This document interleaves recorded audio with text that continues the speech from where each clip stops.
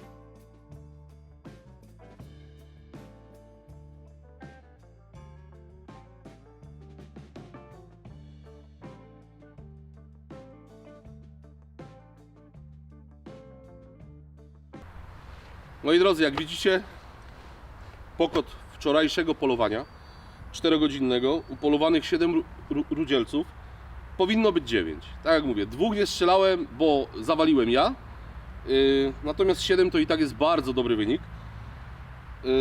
I teraz tak, używaliśmy, ponieważ widzieliście na materiale, używaliśmy amunicji Lapua z pociskiem Oryx, kaliber 223 Remington.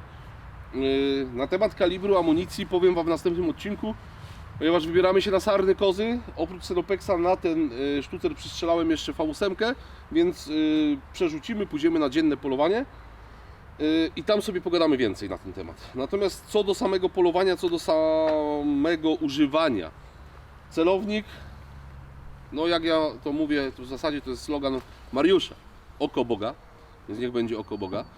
Widać w nim naprawdę rewelacyjnie, tutaj trzeba chcieć, żeby spudłować, więc pastorał mega stabilny, no jest mega wygodny do polowania